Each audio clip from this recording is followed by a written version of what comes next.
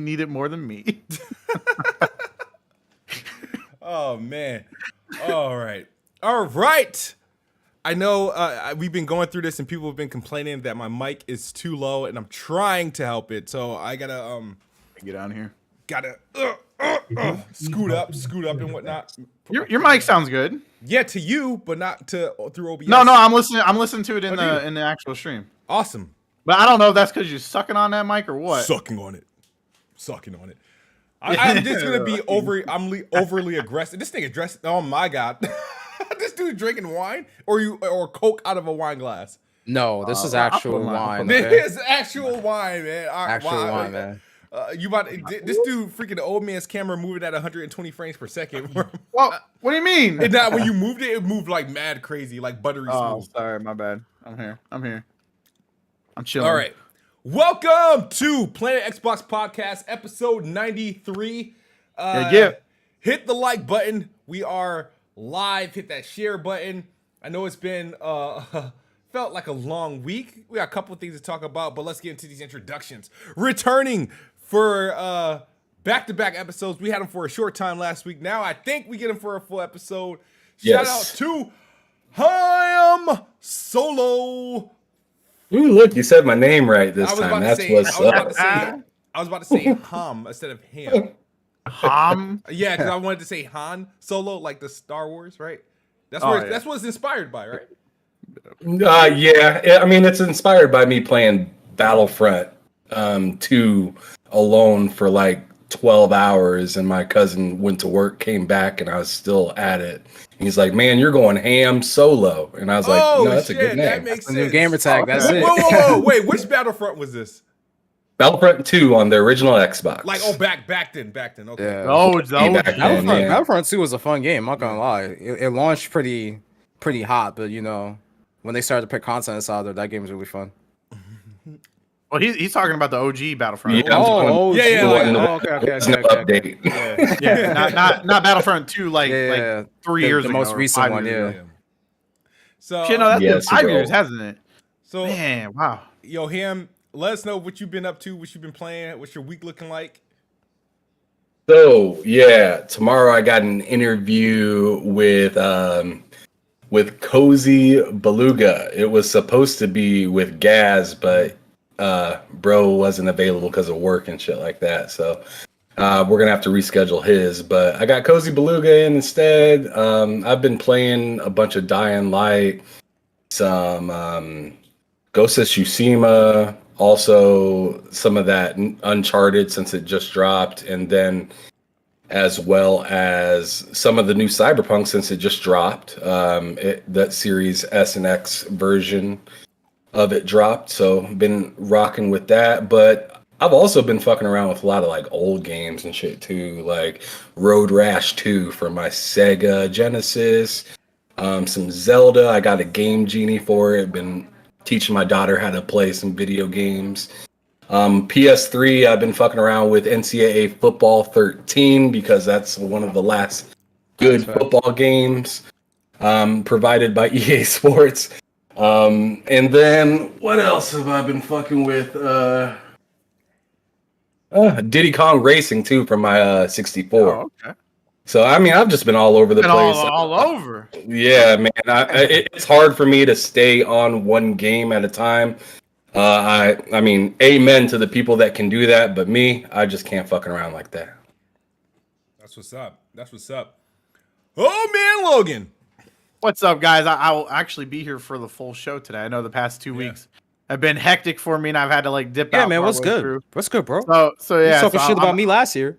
Huh? What's that? Oh, I was still here though. I still showed up. I was only only able to be here for like an hour. I was here to talk shit, and then I was like, "Yo, I gotta get to bed because all the going in early to work and the weather and stuff." But I'm here for the full episode. I've been playing. I really don't think I've been playing too much. I did finish because I'm gearing up for Shadow Warrior 3. Oh yeah. So cool. I finished Shadow Warrior 1, finished Shadow Warrior 2, so I'm all caught up there. Getting ready to dig into those. And then I had my glorious, wonderful multiplayer experience with CrossfireX, GOTY of the year by far. So far, yeah. and I've been playing a little bit of Horizon Zero Dawn, kind of get myself pumped up for Forbidden West in just 2 days. 2 days. That's what's up. That's what's up. That's what's up. And Dope is J, Coke is J, Dope is J, Dope Boy J. Yeah. All the names. Yeah, I've been playing some Downlight 2, started up Cyberpunk2077 on Series X with that update. That game's looking pretty good. So doing that, and then yeah, Apex new season has just been grinding that out, trying to get the highest elo I can possibly get on there. So yeah, I haven't been playing as much lately, but I've been playing here and there from time to time. So that's what I've been doing. Other than that, I'm heading up North Carolina this weekend for my friend baby shower, and that's gonna be pretty fun.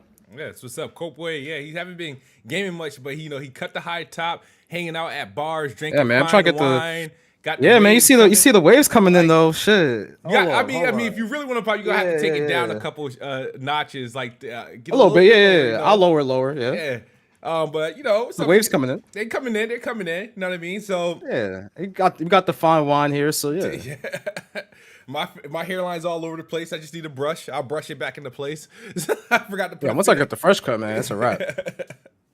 But all right. So I haven't been playing much of anything. I've been dabbling. I'm not as dabbling as much as him solo, but I've dabbled in obviously Dying Light. Been taking it like literally a chunk at a time playing that game. It's opening up. I'm starting to enjoy it and finding like a when you get into a game, it's like, all right, I'm interested to see what happens next. I'm now at that point with Dying Light, but the thing is that the game is it's big and drawn out, and sometimes it can be redundant with tasks. I quickly get bored, so I find myself taking frequent breaks. And when I'm taking frequent breaks, I've tried games like CrossfireX, which released last week. I uninstalled it. The multiplayer did not like. Campaign, not liking, and you can't get any achievements for it. The other game I downloaded, oh my god, there's this game a couple games that came out on Game Pass that I gave a try. I'm sorry, I gotta interrupt you real quick. Like, it's fucking weird that you don't get any achievements for playing the campaign. Yeah. Yep. Yeah, that's the one thing I was confused by, because they kept the achievement list very hush-hush until literally the game launched. And it's so weird that it doesn't have campaign achievements, because, mind you, other than the beta that was like years ago for the multiplayer, every type of marketing aspect for this game was the campaign. Yeah. When it was even shown off at Xbox's like event, I think before the Series X, right? I want to say it was like July, or it might have been at when they announced the Series X. I don't remember exactly when, but like they showed the campaign, and even at the only thing that we've seen is campaign footage, and even at the Game Awards last year, they showed the campaign footage, and they're like, the game's coming out this year, or not this year, but like coming out in February 10th, right? And then so everything that they've shown is like campaign, but then when you boot up the game, it's like the campaign like an afterthought. Yeah. It's like you don't even when you boot up CrossfireX, it doesn't even take you to the campaign. No. It's a whole. I made a tweet about it and showed the video. Like, you boot up because it's a whole. The multiplayer and the single player are like different entities. They're running off of different engines. They're developed by different people. So the multiplayer is what loads up right off the bat. You can tell. And then when you click on the single player, it loads up a whole new game. It boots up the engine. It shows the Remedy logo. It shows the Remedy technology. And then you're in the campaign. And then if you want to go back to multiplayer, you got to do that. And that's like crazy to see, because it's almost like the campaign was like very lazily tacked on to this game. Like, even though they advertise this game as like this big, epic, single player, first person shooter from Remedy. You know, like I don't know how you guys feel about Remedy, but I love like Remedy to a degree. They make good games, really good games. Max Payne 1, Max Payne 2, Alan Wake, Control, Quantum Break. That's five games that have been some of my most like favorite games I've ever played. And so I'm like, dude, like, okay, this is Remedy's first time kind of doing a first person, but I was like, really, if you look at any of their games, you kind of play them like a first person. It's just you're in a third person perspective. Yeah, and I wonder how involved they were with that project. They they developed the campaign. The campaign's their product. If you look, oh my god, it's got Remedy's name on it. When you boot it up, it pulls up the Remedy logo and it runs off of their engine, their technology. Engine, yeah, the Northlight engine. So they did the campaign completely, and for them to like not like because you know Xbox, we love achievements. Achievements is a big part of our ecosystem, and there's big groups of it. For them to not put anything in the campaign that because there's collectibles in the campaign, so like they obviously had like something to do with it, but I don't know where the mishap happened that they're like, we're not going to put campaign achievements in this game. We're not. And oh, he just froze. Yeah. No way. So I guess Smoop canceled his ass. Yeah. Pick up from where he left off. I didn't play CrossfireX. I dodged that bullet. Yeah, no, I was saying that what I played before we dove into that. I returned to Halo Infinite multiplayer. Okay. So I missed it a little bit, and I kind of want to finish the battle pass. I started seeing people complete the battle pass. I was like, damn, I haven't completed it yet. I think I'm only at like a level 73 or so in it. So I'm gonna try to complete that sometime this week. Yeah, I gotta get back on that game and start playing it again because I haven't been playing that game in weeks, honestly. And it's not bad, but I don't know. I haven't felt incentivized to actually sit down and just play that multiplayer for hours on end. I like it's the only multiplayer I'm really good at, though. That's the only thing. Or decent. I can be. I'm potentially good at Halo Infinite's multiplayer, but I can't like after playing attempted Crossfire, I was like, there's no way. I was like, there's no way. Oh man, you good? Yeah, you like what happened, oh man? Yeah, you froze. Somebody from Remedy hit him up. What? Look, it's not showing that I'm frozen. Yeah. Am I? You're good now. You're good now. You were frozen in the middle of your speech. Bro. So that's why we stopped. Yeah, I don't know what the hell. That shit. Like, it's just I'm not even doing. I'm just here. Censor brought to you by Smilegate. Yeah, somebody from Remedy's like, listen, this guy's talking shit about our game. Let's fucking shut him up. Got canceled. I'm gonna give a couple shout outs to the people in the chat. So Bland Drew, Hustle and Motivate, Game Pass Perry, Alex PSX. We got Salt TS Gaming. We got Mega Bad. Congrats, bro. What happened? He got like some sort of deal thing with Domino's. It's like advertisement with Domino's. No, I think he said he got to add. He said no, it's an inside joke. Because the thing is, I have congratulating the bro for nothing. I have murder beef with Domino's. Oh my god! And so when he went to my podcast, I'm guessing he saw a Domino's ad, which is ironic for it to play on my channel because it was a known thing that I had fallen out with Domino's. KFC had a falling out with Domino's. It's like talking about like a relationship or a friendship. I had a falling out with Domino's. Falling out with pizza. Because they tried to get in on the Halo Infinite jokes and I ain't like it. This man, he canceled Domino's as well. So yeah, fuck Domino's. I don't really like them either. It's really salty. Sonic oh yeah, that pizza is extra salty. Harry Johnson, $2 super chat. He says CrossfireX Gotti contender. That's a question for Ole Man Logan. Dude, nothing can beat it. God of War, fuck that game. Horizon Forbidden West got nothing on it. Nothing. Come on, GT7, Ghostwire Tokyo, whatever the hell else coming out, dude. Nothing can touch CrossfireX. It's 10 out of 10. Yeah. And you heard it right here. PlanetXbox. As I was capping for 10 out of 10 Crossfire before it released, I never thought it would be anything like a game of the year contender. I thought people were asking me. I said I think the game would be somewhere between, I'm like at best it's gonna be like a 62. And the only reason why I kept that energy because I was like, but the thing is, I don't mind when games score badly because there's some games that score poorly that I end up liking like a lot. Rise Center Rome.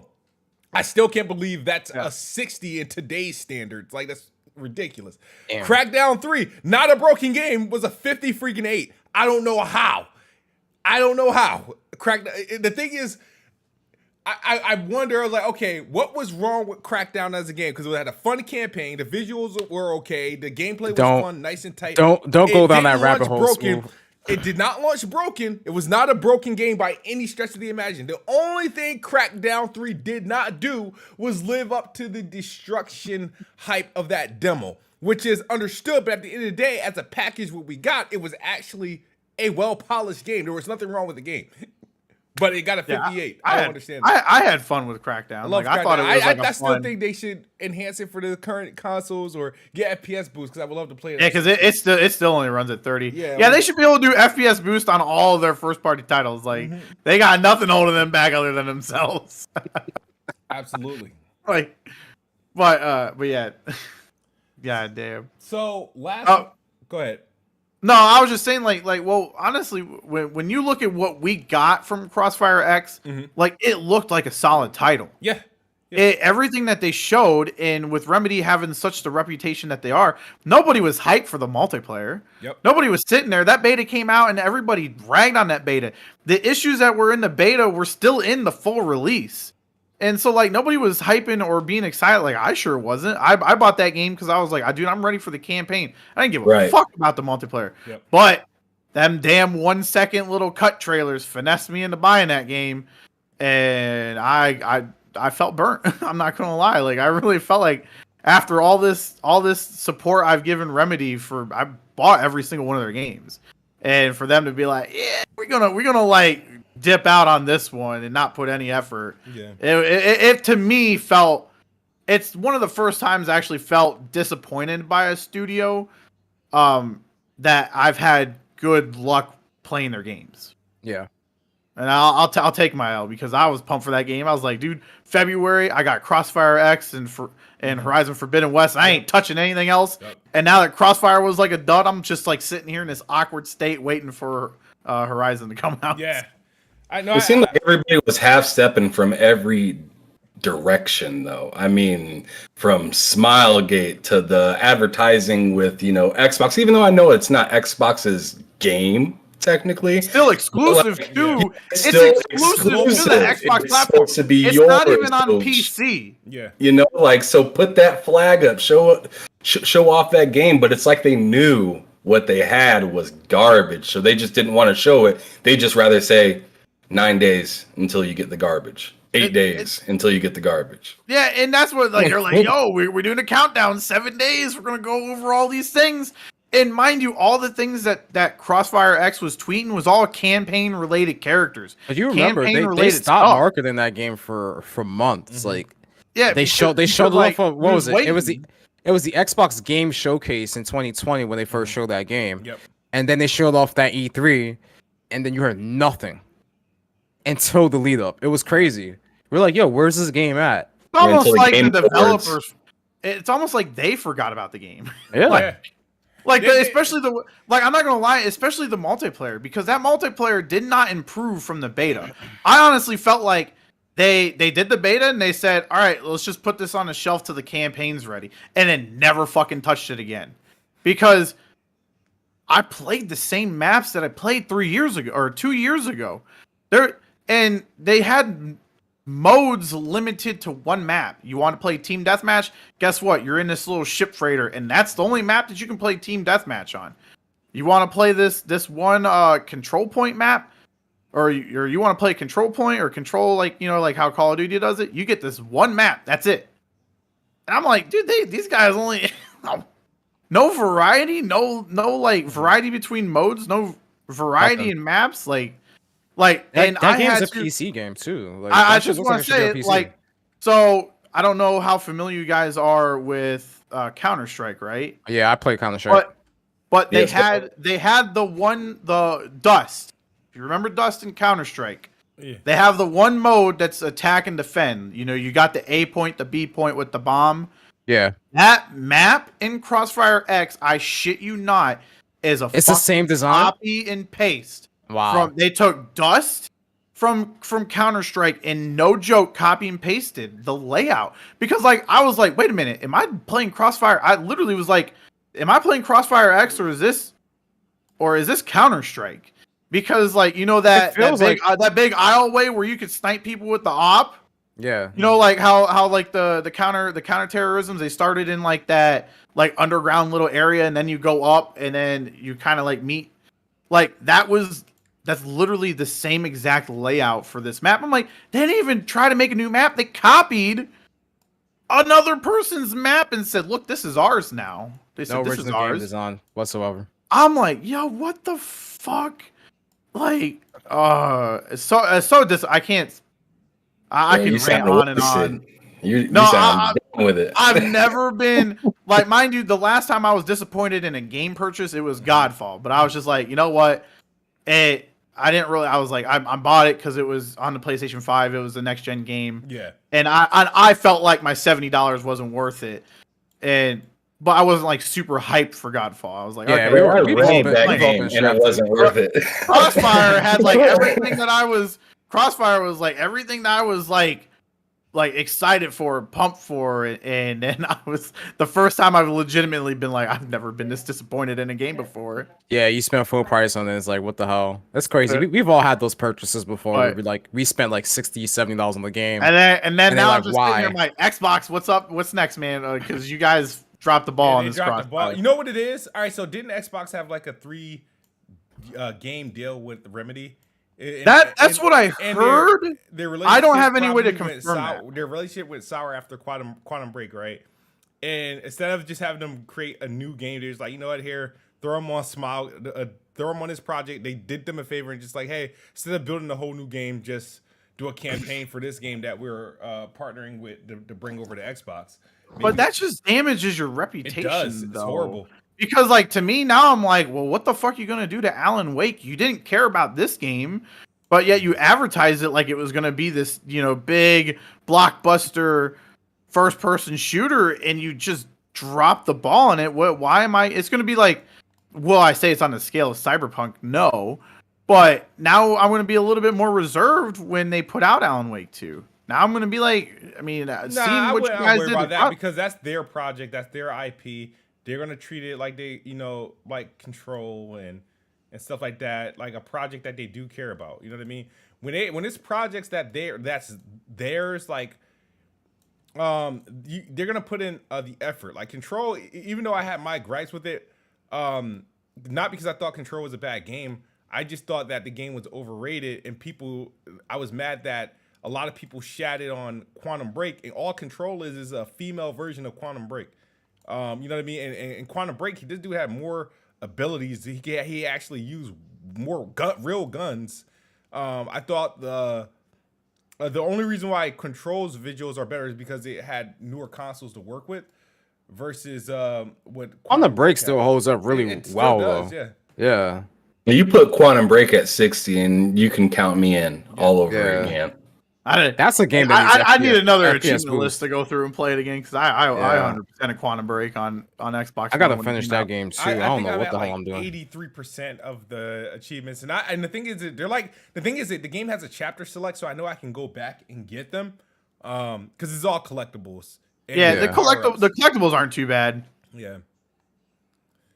But CrossfireX, it's a big disappointment because what it did was Xbox was on this crazy roll and run as far as game releases, and where games were not like they were releasing. Obviously, everything that they dropped, everything that was dropping in Game Pass was like 80 or higher quality games, whether it be first party, third party, or second party partnerships.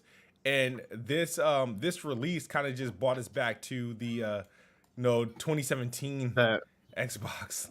The ammo that it didn't look good for it to be in Game Pass, to be honest. Like they should have just not put the first campaign in there and just said the multiplayer was free to play, because if they would have really have known how bad that game was going to be, I would not want that game touching any of my services that I'm praising all the time.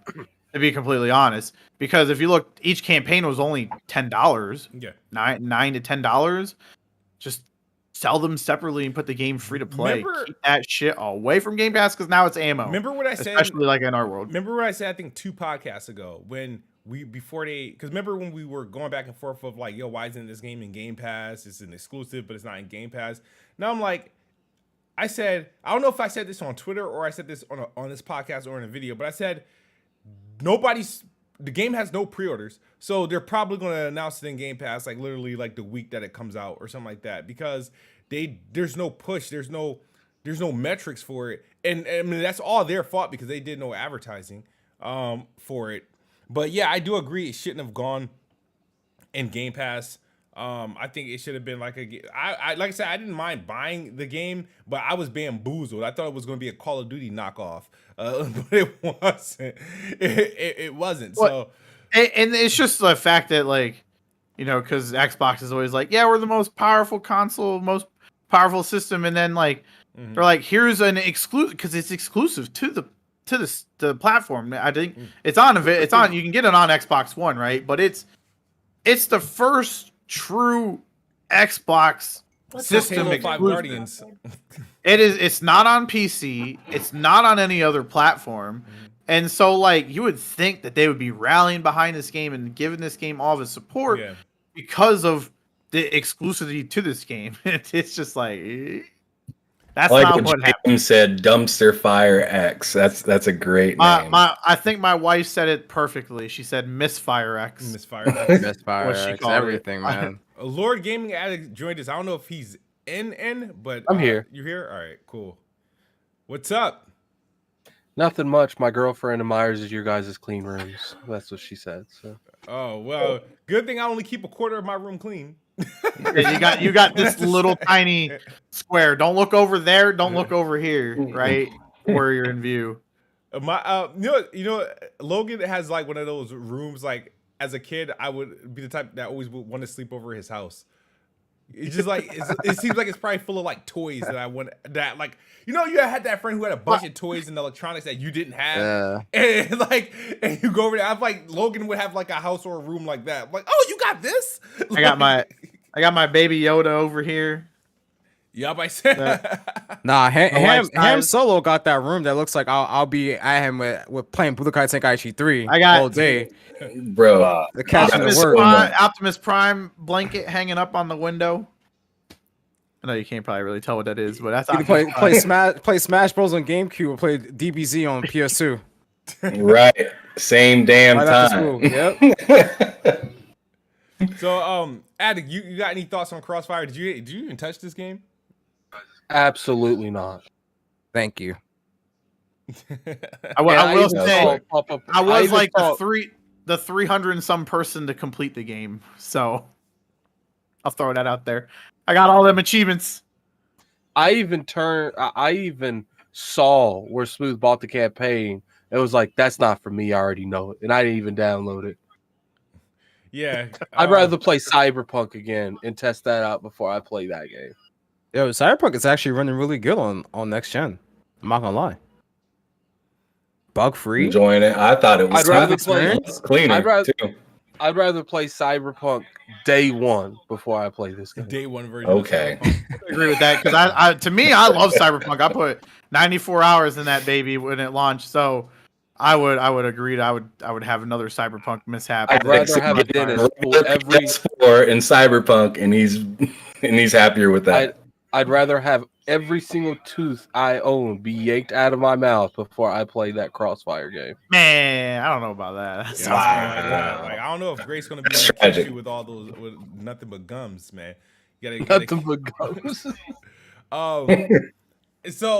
So yeah, pretty much CrossfireX is also the Metacritic is what at like a 42, one of the worst review games of the year. By the way, I don't even think that was there enough to even get an average. Probably yet? Not. Probably you're right. I saw IGN gave it what a 2. They gave it a 2. I thought they gave it a 2, and yeah, like people were waiting for them to reviews. Remember, everybody got access to the game literally either right before release or at the release. I had to buy it. And by the time people would the embargo was up, other games were out that people were getting Horizon Forbidden West reviews, so nobody was playing that. Like it's one of those games where they handed out a bunch of reviews and nobody turned them in. They probably had the janitors playing that shit. Like, yeah, you can try this. I mean, it's sad. I wanted Xbox to have something more potent for February, because its thing is like when February and March rolls around, there are big games that come out during that type of year, and it's usually either a major third party or PlayStation or even a Nintendo, and it's like I feel like Xbox, and soon they'll get there, but they need to like be able to put out something like potent like even if it's your only quarter one game of the year, you know, you want to put something out there that's relevant, because Crossfire was there. I was hoping it would be it. Like, I mean, I would have settled for like a whack to everyone 7. else, average to me. How does it feel though, Smooth, to jump completely out the window, out the ship, out the plane for Crossfire and have that game smack you up in the face? Yo, it hurt. I mean, it is what it is. Like, I mean, I told y'all not to hype that shit up, man. Fuck no. The problem was, here's the thing: they helped me keep my expectations because they did no advertising. You know what I mean? I've like, you know what I mean?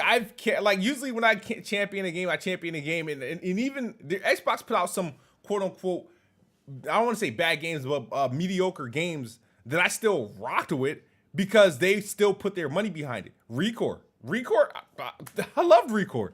I played it into to completion. It's not the best game, but it's better than Crossfire.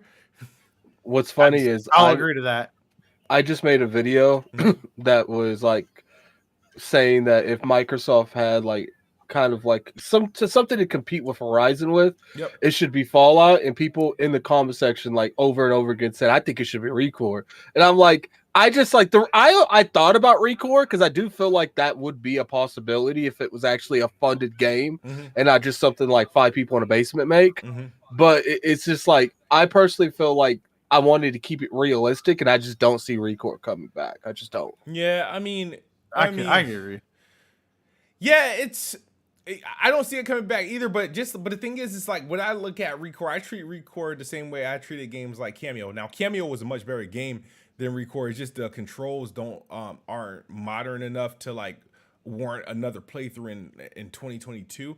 But the game looks good as hell. It's 4K 60 now. Just by the way, on anybody interested in playing it on your next-gen Xbox, it's gonna look a lot cleaner. But as far as like, but Recore had that thing where it was like, okay, let's get beyond it being a female protagonist, but the gameplay loop was different. You had these companions that you utilize, and Cameo. That's what I love loved about Cameo. You had these companions where, in the sense of Cameo, she morphed into these companions. Whereas Recore, you know, you had this pet that, and I think you could hold up to like, you could travel with like 2, I think, in Recore, up to 2 companions. The dog, I used to keep Mac, and I used to keep, well, you needed to use all of them for different things because the platforming and the traversal, required somebody different depending on what you were dealing with. Whereas Cameo, you could keep up to 3, and they were mapped to your controller. Like you would map, like instead of these being action buttons, you had this one was a character, this one was a character, and this one was the character, and then A was pretty much the jump button with Cameo, and the triggers and the bumpers were the actual action buttons. But Recore, actually go ahead. When it comes to Recore, it's a shame they didn't really like put time and money in that game. Like made it like a full-fledged AAA game versus Recore had some of the craziest platforming at the end of that game than I've ever seen in gaming. Was terrible. I did not like the very end stage before the end boss. Yeah, I cried. It never ended. I was like, I'm doing the same shit. It was, the thing is though, it might have been a lot of like repetitiveness in some of the actions that you did. But the thing is like, I've never seen more unique platforming than that game. Like, you would have to like fall to the edge. You literally like, you had to use every platform like your dash, like the dash in and everything. Yeah, I agree. It was just a bad way to end the game because I really enjoyed like my journey up until that last level, and then I was like, yo, this is painful, and I was almost like, I don't know if I'm gonna get through it. Yeah, that I was freaking. I think I was in a party chat with you, Addict, when I was trying to finish it. I was freaking screaming, dog. Like that had me tight. It's not that it's hard. It's just like they're very punishing at the end of that game. Like you mess up one jump or you double jump too soon, you're falling down. You're starting that whole section over again. Yeah. I can't believe I beat that game. Now I think about it, that's just crazy. because it's I'm You pretty couldn't sure beat Returnal. Returnal, yeah. No. Oh yeah, I forgot about I was Because of the Recore comparison. yeah, but my thing is, I'm just throwing shade at you. No, it's fine because a lot of people that claim they that the people that beat Returnal or who want to flaunt, oh yeah, I beat Returnal, I bet they can't beat Recore, and they haven't beat Recore. You know what I mean? There's like Xbox has its fair share of difficult games and whatnot, but Recore is definitely one of them. But the comment on Addict's what he was talking about in terms of something to combat Horizon, I felt I don't know, because Recore is a different game. Do they mean in a sense if they changed it to be like this open world action RPG, or being Recore just a better version of the game that it already is? Or are they just trying to compare it because it's in Dust? Alec, you there? Yeah, I'm here. What's up? No, I was asking to elaborate on a comparison of like with people wanting Recore to be like that equal to Horizon. I'm like, for what? Recore as it is, like as the concept as it is, or Recore being some sort of action RPG open world game? I think Recore would be different, obviously, because the game isn't built on the same mechanics that Horizon is. Yeah. Because that's what I was saying when it comes to like the comparison between like Fallout and Horizon. Like they're built off different formulas, but I still think the core of both games is the immersion and world building. I think that's the core of Fallout and Horizon. Yeah. And I think you would probably, if I had my way, I would probably like focus on the platforming and the world building to like what happened with the world in terms of where everyone went. I would have a lot more character development on terms of all the individual robots, like they have their own backstories and stuff, and just flesh out the world a lot more. And I do feel like if you do all of that in a very successful way, execute it right, you could have easily have made maybe not something like Horizon, because it's like I said in my video, Horizon, if you think about it, it's a very unique game. But I do think it could have came something that would have been an enjoyable, 15 to 20 hours experience. But the problem is I felt like they didn't know what they wanted Recore to be for like pretty much the whole the whole development cycle of the game. Because if you play Recore, like it's like you're playing two different games. Like you're playing the platforming in, and you're playing like some kind of like survival thing because you're the only one really there. You know what I'm saying? Like they just needed better decisions. Well, fair enough. But the other thing we're going to talk about, so one game that I did think could have been Xbox's at least answer, and not because I think it would have been better or anything, but it would have been like their big game to compete with Horizon Zero Dawn and Breath of the Wild that year, early 2017, was Scalebound. We know last week we talked a little bit about its Kamaya and PlatinumGames wanting to actually do it. We had discussions, some disagreements about that. We're back talking about PlatinumGames because I think the CEO came out and said, that he wouldn't mind being acquired as long as they, keep their freedom to that extent. And then Kamaya doubled down on the idea, aka Xbox, please buy me. Yeah, reviving Scalebound. Ham, I gotta get your thoughts on this. Have you been reading up on PlatinumGames and this whole thing about being acquired and whatnot? Yeah, I've looked into it a little bit, and the only thing that I can really see with that being a thing is if they're willing to let Tango pretty much control what they do over in Platinum, because it just the trust within Xbox and PlatinumGames is very separated and just not good. So to have somebody that you trust like Tango, that's already under the Xbox umbrella, watch over Platinum with whatever they plan on doing, whether it be Scalebound or something new.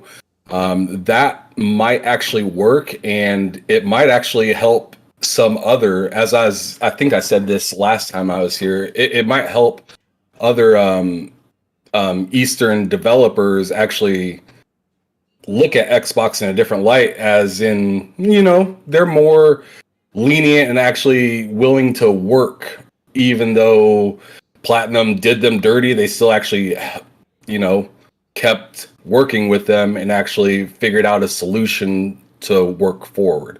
So I think that's their best bet, but I don't see Xbox being like, yeah, let's buy Platinum and just let them do whatever they want to do, because that didn't work so well last time.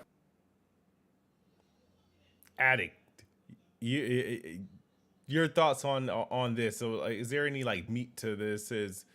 Or just Platinum just speaking out and like trying to sell themselves? What's going on? I don't think anything like that's happening. Look, I don't know. Maybe because he's being so extra and following up on it, it's like he come out and like he's kind of low-key hinted it for a while, and then he just playing out. Yeah, we want to work on Scalebound, and now he's just saying, "Oh, I'm serious. I want to work on Scalebound," and now he's saying, "And I kind of want to be bought too." So it's like I feel like he might as well. Please give us money, good sir. He might as well literally. He might as well literally just tag Phil Spencer in it, like, because that's what it seems like to me. Look, if I feel like if the relationship isn't damaged enough, and obviously watch them, because clearly last time it didn't work so well for Microsoft. But if it's able to get this game off the ground, why not? Like, it's like I said, it'd be a huge W for Microsoft if they could come out with a Scalebound and the game is successful. But first off, if you let them do it, let them make the game they want to make. Don't try to force no co-op experience. Don't try to do none of that. Like, let them make the game they want to make. And that way, if it fails, you're going to take the L a little bit because you greenlit it again. But it's going to be their fault because they had all the creative freedom. They still didn't deliver. Well, did you see, though, that one of the devs from Scalebound said no, he debunked that Microsoft forced them to make it a 4-player co-op? That they went into Scalebound with that in mind. Oh, really? I have to pull it up on Twitter. I did not see that. I'll have to find the exact dev, but he came out because someone was saying, if Microsoft wouldn't have forced you to make it a 4-player co-op game, the fallout of Scalebound wouldn't happen. He said no, it always was from the ground up going to be a 4-player co-op game. That wasn't on Xbox's decision. I'll have to look and see if I can dig it up, but I did read that. It was from. So does anybody think that like Monster Hunter, like Xbox version kind of game has anything to do with all this chatter going around between Platinum and Xbox? I mean, who's making it? Is that game? A rumored game. Yeah, I don't. It's like when I saw Scalebound, it looked like basically an Xbox version of Monster Hunter. That's what I'm saying. But I would think if there was reports out that Xbox was going to make a Monster Hunter style game, if it was going to be Scalebound, I would think that they would have announced that it was just going to be Scalebound, not that it was going to be a Monster Hunter like game. I don't know, because I feel like that would be a little bit bigger. Oh, look, they're bringing back Scalebound, which was already like this style of game to begin with. I just think it's weird that they announced that. They also announced, Phil's in Japan, and then they also are throwing out all these crazy things from PlatinumGames, and it's just like all crammed around the exact same time. So I'm wondering if there's any kind of, wires being connected, and things actually going down. That's happening between Xbox and PlatinumGames. Like, as soon as that report comes out about them trying to make a Monster Hunter type game, then Platinum's like, hey, we want to do Scalebound, or they're open to an acquisition. So they probably would want to make a game like that. And if you look at everything that they've been saying, they want to move away from being this action RPG studio. They want to make more expansive experiences, aka live service games, right? So that can possibly be something that's happening. We'll have to see, but I want to see who's working on that Monster Hunter type game first. At Xbox before we even make that determination. But in terms of PlatinumGames being acquired or willing to be acquired, I don't know. Like, it all depends on the price, who's willing to pay it. Obviously anybody will be willing to buy them and have the right to allow their IPs. It depends because they also have Babylon's Fall coming out, which I think that game's gonna flop. I don't think that game's gonna perform well whatsoever. So, we'll see what happens with that, but I don't think they'll be expensive. Yeah, I'm kind of curious. They're not multi-billion. Like they're not multi-billions in terms of worth whatsoever. You would probably end up spending around the same amount, maybe a little less, that PlayStation bought Insomniac for. Yeah, under $1 billion. Addict, I'm kind of curious, like what you think the marketing might look like if they do decide to drop something like Scalebound with it being canceled at first. Do you think that Xbox could really tackle the marketing with Scalebound and showing like how it almost died and came back up, kind of like the Xbox, the whole Xbox presentation with themselves and how they almost had a falling out? No, if they did that, I'm confident they ain't never gonna bring up the fact that it was canceled the first time, because look, as good as that would look for us, because we know what's going on, we know that game, went through hell, came back. It's gonna look really bad. Oh, it was canceled, and you want me to bite now? What happened back then? Like, I think they will just market it like a regular game. Yeah, I think it'll get like some sort of like I don't want to say rebrand, but like I think the main character won't look like freaking Nero from Devil May Cry 5. It'll be a different character model, much like how he's gonna look like Kid Smooth. Yeah, right. Much like how Quantum Break, when Quantum Break first came out, they had like this stock character when they first revealed it, and then when it got closer to launch, they had Shawn Ashmore, right? So I think it will be a scenario like that, and I would, with them, as far as presentation, if they were to revive it, change the character model that we all originally seen, and then a different locale, something we never seen before, related to that game, to kind of make it appear fresh and whatnot. Of course, those who are in the know and seen the game before, and the game has got a cult following for never being released, we'll know what it is. But I think they could easily do it Scalebound and have a sub-name, Scalebound, the Forgotten Lands. You know what I mean? I don't know, but yeah, I think it's, I don't know. I still I'm on the side that I want this game to come out. If they could make it happen. And if Xbox needs to, if Xbox is still buying studios, why go ahead and buy Platinum. Xbox needs international studios. They have a heavy presence in Europe and of course North America and whatnot. They got one studio in Japan due to the ZeniMax acquisition, which got them Tango. If they can get a studio like Platinum, why not? I know people don't like the idea, but hey, I mean, it's a step in the right direction. That's the only glaring hole they have is they need Asian studios. They don't have anything in Japan. I don't think they have anything in China. Well, I'm gonna in China, but go ahead. Sorry, I did find the guy. You got it. Cool. So I'm gonna throw it in the Discord. Yep. Or not the Discord, the our Twitter DM thing, and this is literally straight from the guy that worked at PlatinumGames. And he said someone said, like, blaming basically Xbox for the 4-player co-op. He said, them being who exactly? Because I was a creative producer and I pitched the game before it got signed, and no one ever said that. It was literally always going to be 4-player co-op. Oh yeah, that was okay. So that's Okay. So that's like and retweet that. Let's go. So I mean, that narrative got basically crushed by people that was saying Xbox forced them. Didn't the CEO said that one of the reasons they were having so much issues because of the co-op experience that Microsoft wanted? Like, he literally quoted and said that. Like, well, I feel like there's a lot of misinformation just floating around that people are thinking is real, but isn't exactly real. What I saw was that it was their first time doing a online co-op game, and they struggled trying to get that structure down because it was such a new thing that they've never done before, because they're traditionally only doing single player hack and slash beat 'em up like style games. That going from that to a 4-player online co-op game was something completely new and something that they were very inexperienced in doing. I don't know. It's like, to me, I would be a little bit more on that mindset if they've previously made co-op stuff. But they have. I don't think they've ever made co-op stuff, really, have they? No, that's what I'm saying. This is their Scalebound was their first attempt at trying to do a co-op game, so they had no experience in doing it.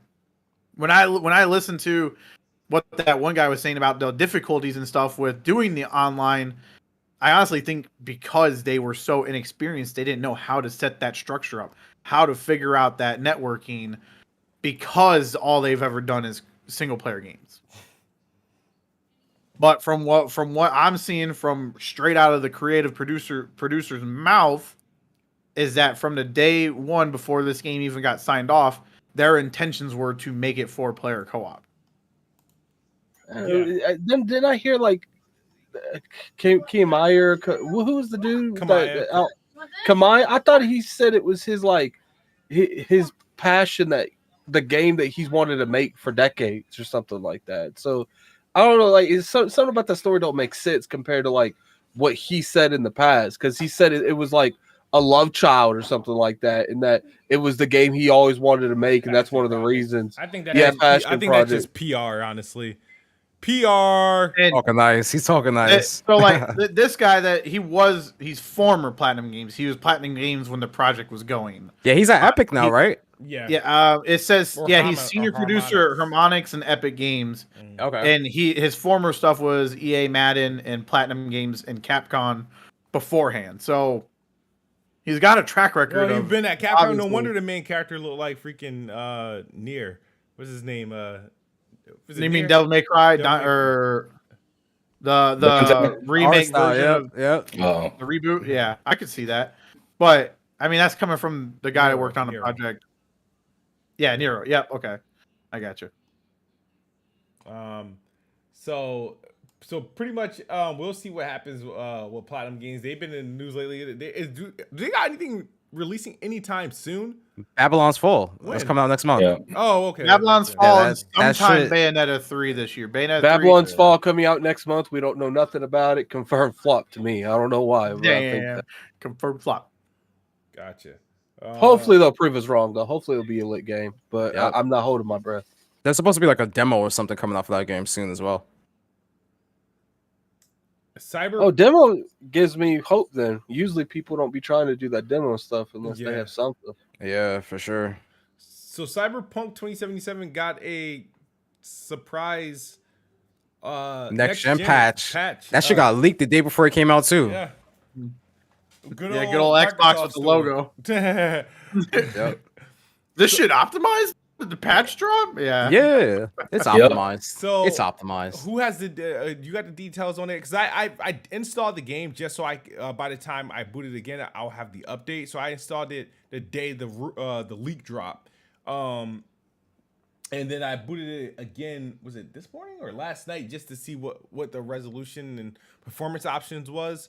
But do you got any further details on like what resolution and so the performance mode is like a dynamic 4K not locked at 60, but it's a 60. It targets 60 with some frame dips depending on the that's how they advertised it too. It's 60 with some frame drops, and I thought that was hilarious because the game is still pretty demanding. And then obviously if you put it to the quality mode, you have a native 4K resolution with ray tracing. So it's ray trace local shadows. You have that. So that's for the Series X and PS5. On Series S, you only have it at 1440p, 30 frames per second, which is unfortunate. They said that today they said that they're going to be working on the 60 frames patch for that game, so they're going to figure that out. But they might have to drop the resolution down to 1080p. Something like that, yeah. Because there's increased crowd density inside the game for the next gen patch. More apartments, more customization that came with that update as well. So overall, like I played it on Series X and it looks really, really good. Especially like when you compare it to the PC version, like the PC version is still superior, but not by a lot compared to the Series X and PS5. Gotcha. Unless you put like full ray tracing in that game. It seemed like the Xbox before, when it had like that 1X version or whatnot, was just running at just lower settings just across the board. Now it's a lot less fuzzy Yes. when you're playing the game, and that was like my biggest gripe. Is whenever I played, it felt like I was in a dream a little bit. But now everything looks really smooth, especially when you're playing at nighttime. It looks immaculate with the lights bouncing off of it and everything like that. Really good game. I recommend that if you waited to play it, now would be a great time to hop right back into it, because I specifically waited because I don't like to get a half-ass game. I want the whole damn thing. I played 3 hours of it when it first came out, and I was like, you know what? I'm gonna just wait till they do because that's when I thought the next gen version was like right around the corner. I thought it was like gonna be like 6 months down the line. Nope, so that shit got delayed. I was like, I'll just play it, because I was still working on like launch games. I was like, I'll just play it, early next year or whatever. And I forgot about the game, and then until now, I'm like, oh shit, let me do it. So I don't know when I'm going to jump on it, for the simple fact that I want to finish Dying Light 2. Horizon Forbidden West comes out in 2 days. The Assassin's Creed expansion is coming out. It's like and this is obviously a big game, so you got CrossfireX. CrossfireX is like a so that game is in the recycling. Stop it! Look, we got our L's. Just leave us alone. I definitely for anyone who was either waiting to play the game or checking for it, definitely play it now, because like a lot of the bugs and glitches have been addressed. I would also they added more to it as well, more features to the game. If you can get it right now, I think on the PlayStation Store it's only $25. Get it on cheap because you get the free upgrades if you want. Yeah, and if you have a console that can take a physical copy, you can get the physical copy for even cheaper. Yeah, so I remember I bought last year at Black Friday from Best Buy. I picked up the PS4 version with the Steelbook it was $9.99. I was like, I'll replay it on the PlayStation when the next gen patch comes out. It's unfortunate that the game launched in the state that it did, but it's a good thing that they actually had a roadmap and were dedicated to fixing that game and adding more content to it. And now that game is actually really, really good.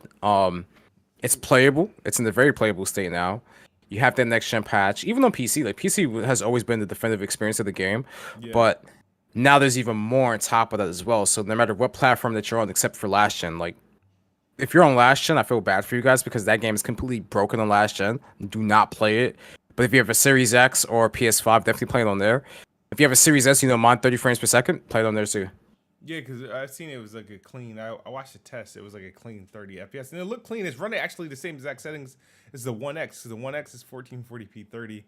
Yeah. The Series S is 1440p 30, but it holds frame rates better, obviously, because of the CPU and SSD, et cetera, et cetera. But I'm happy that they're looking at unlocking the frame rates on the Series S, because we've seen, but I guess this game is a more GPU and intensive game versus some games. But we've already have like a great deal of evidence of games meeting their targets at like 1440p 60 or 1080p 60.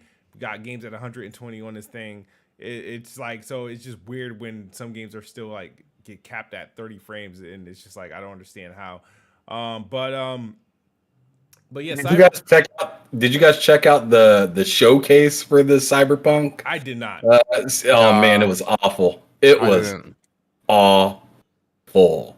They were having glitches within that, and then they were also like sitting down playing the guitar with the person and whatnot. Like, I mean, they were showing off some of the features, and I get it. Yeah. But it was like 5 people streaming and talking to each other while it was happening, and it took away from the experience. And I was actually watching it live under Marlon Gaming's channel, because he was hosting it, and bro, it was pretty cringy to watch live. So definitely hop in the game and check it out for yourself. Don't go to that live stream and check it out, because you'll get disappointed. I wonder if since they was able to release this, are they any close in releasing the Witcher PS5 series version, the Witcher 3? Yeah, that's next up on the roadmap as well, as to get the next gen patch for those games. But I don't know, like Witcher 3 is really old, like really, really old. I don't know if anyone really cares about a next-gen patch for that game. I mean, it's good to have it, yeah, but I don't know how many people are really going to be super hyped for it if you've played it and beaten it already. Whereas Cyberpunk, a lot of people purposely held down that game because of how bad it was at launch. So there's going to be like a lot of new players hopping on that game, trying it out for the first time. Yeah, I think for The Witcher, I think they're closer than what we think. Mm-hmm. I think they just wanted to get the Cyberpunk one out faster. Yeah, that was because that was like a detrimental thing. Like Witcher already had its time to shine. You know, people weren't buying it brand new. They owed Cyberpunk the quickest out of everything because of what gamers rode. My thing is like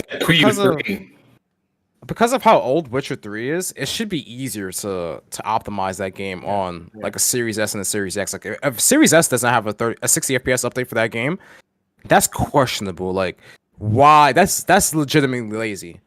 Where you have like low-end graphics cards hitting 60 like is nothing on PC, but the Series S that can have the same kind of specs as a low-end PC for a cheaper price doesn't run 60 in that game. I don't know. And even on the Series X, they should have a 120 mode for that game at the very least as well. Like, obviously, you want to have like your native 4K 60 mode, which it can easily do on Series X, but also have a 120 mode in that game as well. Like, have multiple modes, performance, ultra performance, and then like your super high quality mode that you can do 4K 30 on at the very least. So, I don't know. This Alex PSX guy, like, listen. I don't know what you want to say, man. You're saying enjoyed the game. Like, why are you so mad at me? My thing is like he's saying I can't believe that we're supporting this team. I didn't buy Cyberpunk2077 day one. I bought that shit for $10. I waited for it to be on the bargain bin deal before I bought that game. So yeah, I got a review code. That's the only thing for me. But like even me, I spent $60 on it. I bought it on day one, but I had fun with it. Like I played that game for 94 hours. Like I'm not gonna be all in a huff and puff. And I was the main person on this podcast shitting on the game, seeing the state that it was on. Like, but now that the game has been patched, like I'm more excited to play the game and actually recommend the game now versus like a year and a half ago. Like I know for a lot of people that bought that game on base PS4 or PS4 Pro or Xbox One or Xbox One X, that there was a lot of issues with that game. But I played it on the Series X via backwards compatibility, and I ran into like minimal issues with the game. And if it was just like funny glitch stuff that happened, like randomly like a car flying in the air, and I was like, what the fuck? And then I'd continue on playing the game. So for like me, like I enjoyed the game. Like, yeah, I'm sorry, Alex, if this game offended you. It must have hurt him in some way that we don't know. Or whatever, but I paid my money for this game. Yes, I paid like a year ago. I paid like $50 for it or whatnot. Yep. I don't care. If they update something and bring more and they bring more quality to it, I'm not gonna say, well, they fucked me over at first. Fuck them. No, I want to play. Give me that shit. Like, let's go.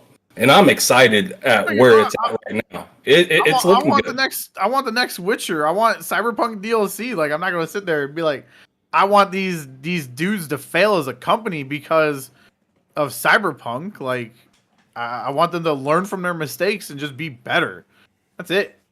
Well, I see now he says he refunded it. If you refunded it, then that's cool, man. And I don't know what the hell. Why are you on this shit then? You got your money back. Right. So, but I you got no room to talk. Because I didn't refund it because I seen that they said that they were going to add something to it. They did, and I'm happy and I'm good.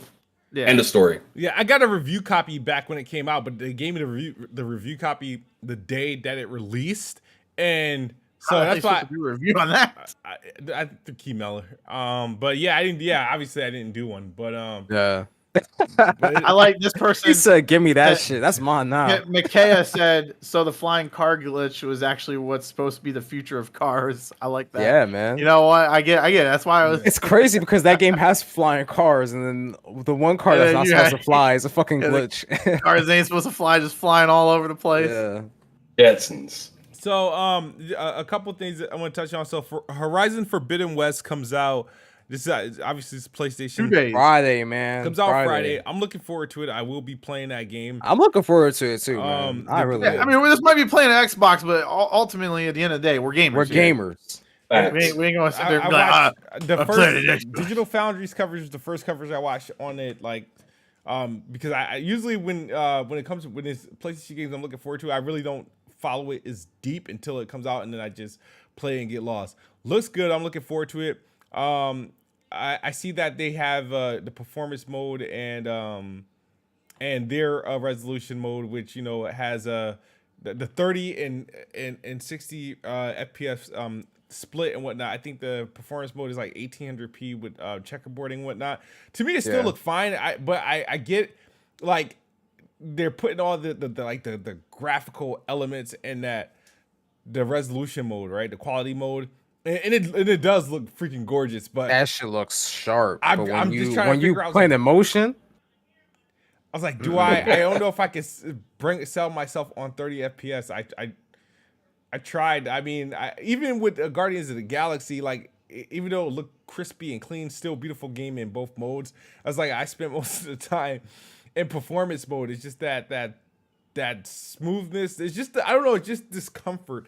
The way things look and feel when they're at like 60 FPS or better. And Dying Light 2 finally. I don't know. Unless my monitor and my LG is lying to me, but the game is like between like 90 and like 112 frames per second with VR, based off because I have an FPS counter on this monitor that I'm using here and on the LG monitor. But that gave you an extra boost to that. Now that we can play the game at above 60 FPS, so that's why I was playing Dying Light 2 a little bit more. One thing I do want to bring up. So this was funny because it became like a console war thing. We were talking about it before the show started. The Ackman did a video in regards to the console war where he took some shots. Majority of the shots were at PlayStation fanboys and their reaction on Twitter and YouTube to like everything, and he called out quite a few people. People didn't like it, obviously, and they dug up some skeletons from him, and he said some highly questionable things on Twitter, on YouTube, and whatnot, and that's been making the rounds. But when this happened, it's sort of like it got a lot of traction on the internet, especially in our communities, because obviously we're part of the the console war talk and all that other stuff, and we know a lot of people that showed up in that video.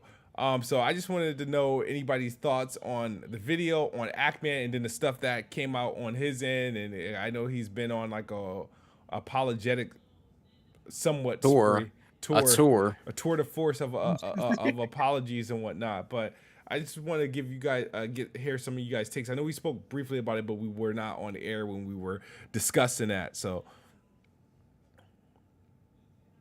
it's awkward, just like that silence. So it's awkward, just like that silence was. My point of view is like, so he said that. You knew he said that. Why did you wait until now? Like, that's my whole thing. Yeah, is like, if we know about all of this, I don't think they knew he said that. They went through and did Twitter searches, right? Because you can search basically what people say on Twitter.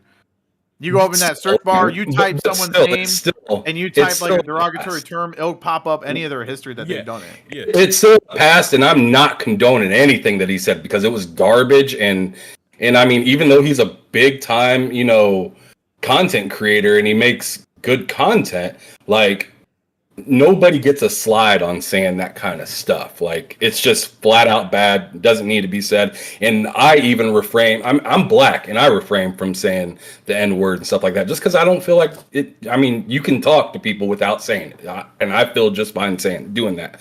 But I just feel like it's really weird that we grow up in a society where we wait and wait and wait and wait, and then once somebody offends us, we then dig and dig and dig. Why don't we stop it right in its tracks?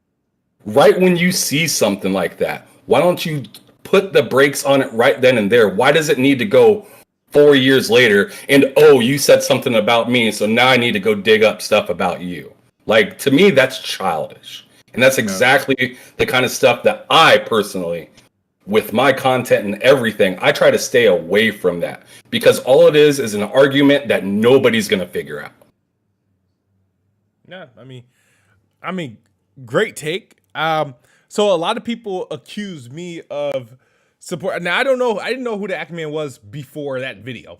I only watched it because a bunch of PlayStation guys were tweeting about it or whatever.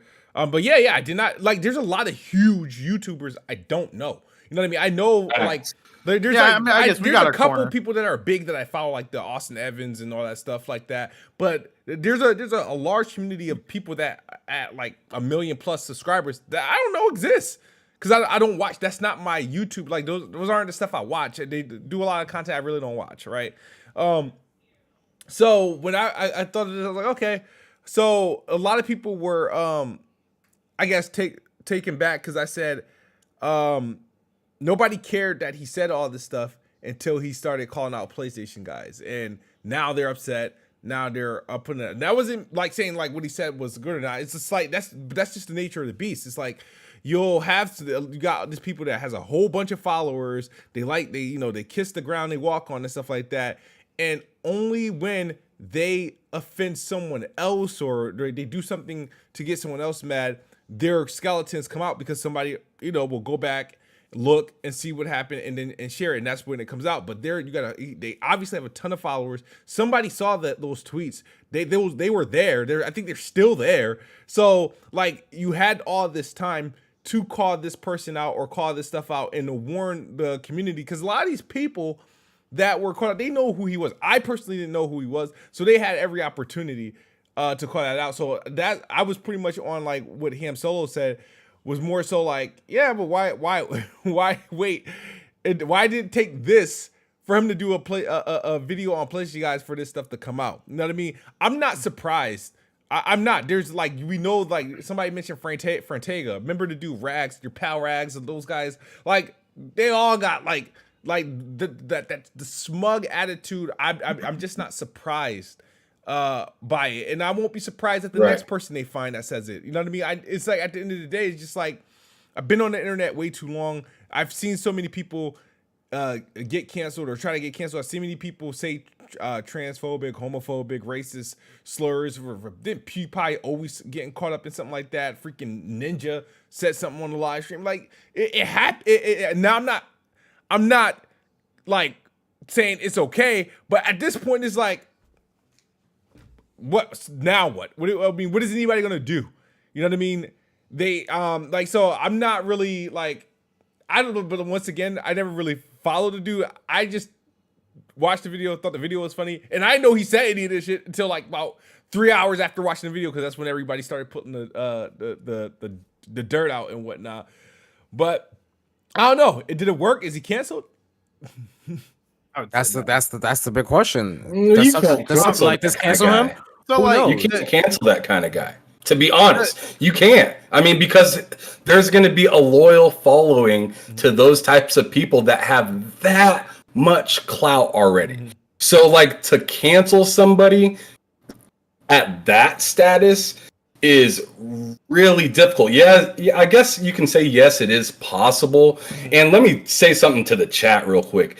Ain't nobody on this panel right now supporting or doing any kind of damage control for this dude saying what he said. Like, he can burn with what he said. That's fine. Whatever. But what we are saying is, don't wait until you get offended to call something out, especially if you know something ain't right with this person. Maybe go into a little bit of research or looking into a person before you wait until he attacks you. Because to me, that just doesn't... To me, that sounds like you're slapping back. And slapping back isn't the right thing to do in this situation. Like, you want to be level-headed, smart, and take care of these people the right way. And I thought what they did by putting him on a show was appropriate. I thought that was appropriate. But as of Twitter arguing and getting in and just all this silly stuff and posting all these tweets, like, I feel like you can appropriately talk to somebody, and whether you want to have a show about it or not, that's fine. But all these random tweets giving all these people information that they're really uncertain about and have no clarity to is way more dangerous than actually presenting the truth up front perfectly.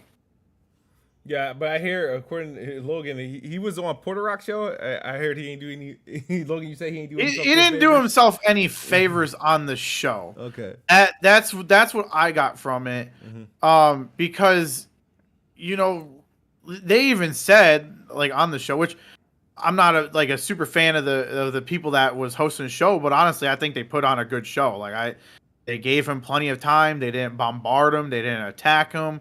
So I was actually very impressed with how the host, because the host treated him. They gave him respect, and he talked back, but he was kind of putting his foot in his mouth with a lot of things that he was saying. Like, oh, I only said it this amount of times. It was only 14 times here and 2 times there, and you can see a pattern of when I stopped talking about this just a year or 2 ago. And instead of he just kept on deflecting. I mean, you guys can go, if you go to Porter Rock channel on YouTube, you can catch the whole show there. Yep.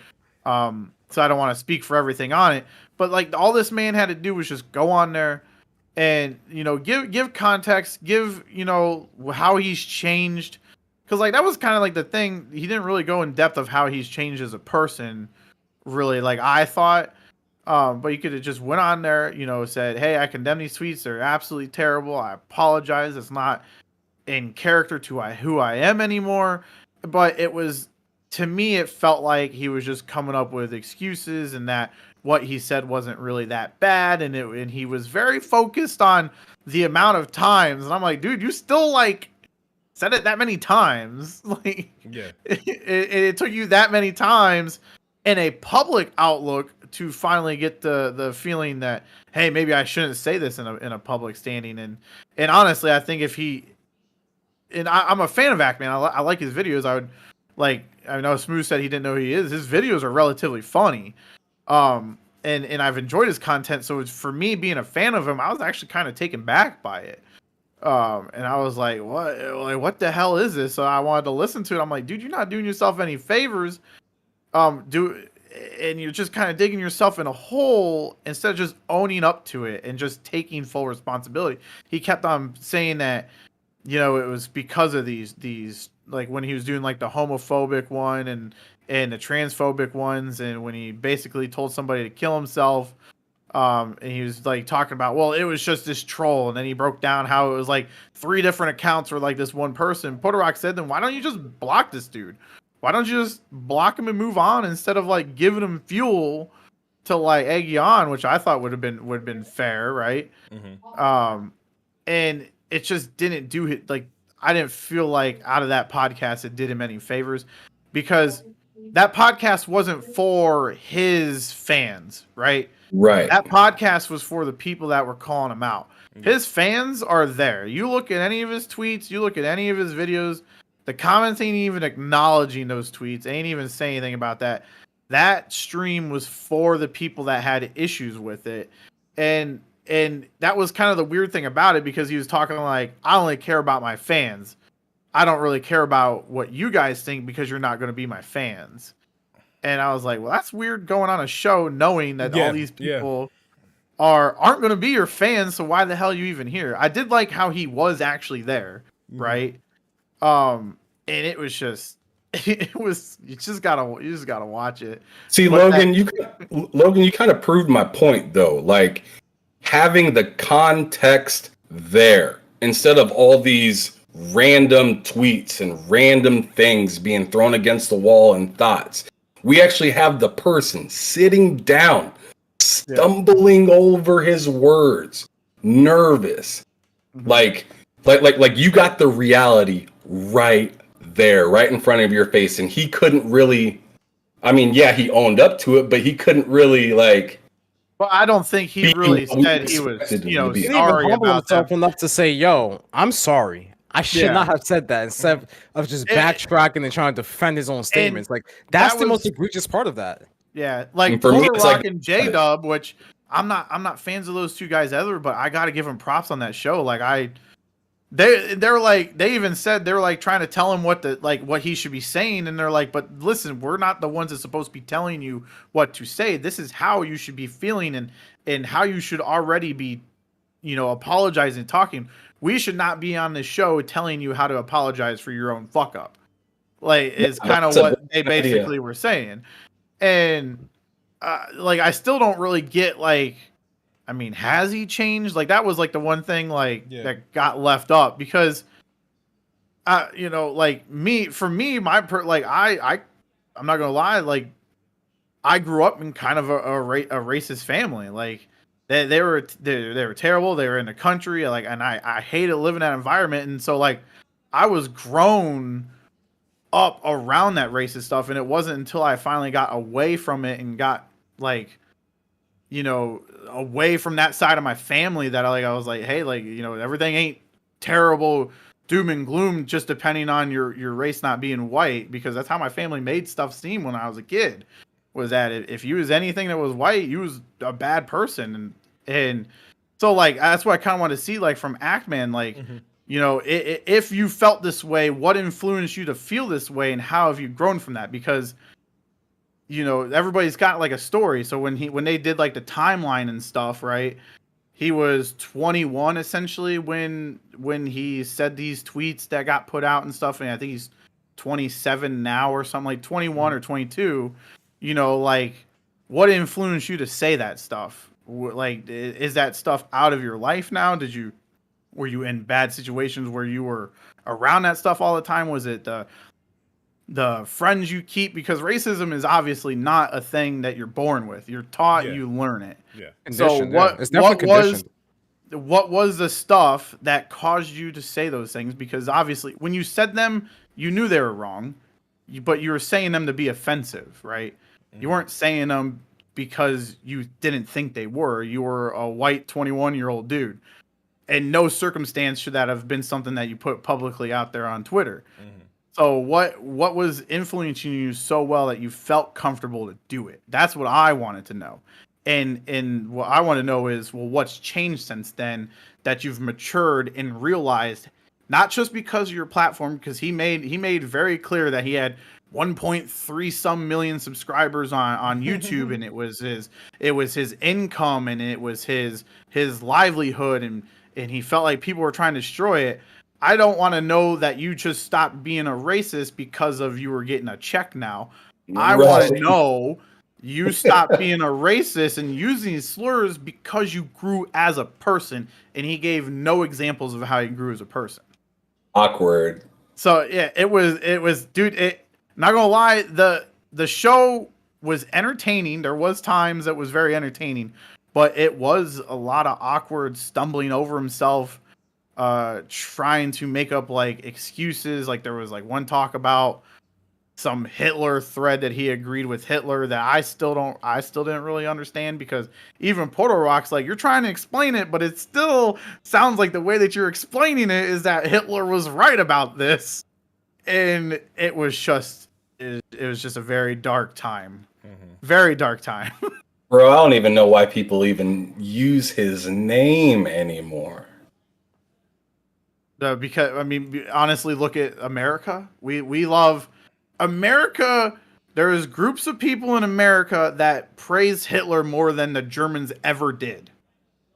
Like, it's fucking insane what this country does. Mm. It's illegal to fly the Nazi flag in Germany, but in America, fuck it, go do whatever you want. Even though that's insane. Even like the fact that we had a war with these dudes, and because it's freedom of speech, like, to me personally, I don't think a Nazi flag should ever be flown in any type of public space. We had a fucking war with them where our American soldiers died fighting them. Like, there should be no pride in that whatsoever in our country. Like, the fact that we do have that and we allow it just because it falls under freedom of speech, honestly, it shows our character as a country. It does. Like, you can be racist openly, and yeah, you'll be judged for it, but it's a thing that we have to accept as society. And so, like, we don't have to accept it. It's just there. We can speak up about it and be vocal and say we don't approve of it and don't agree with it.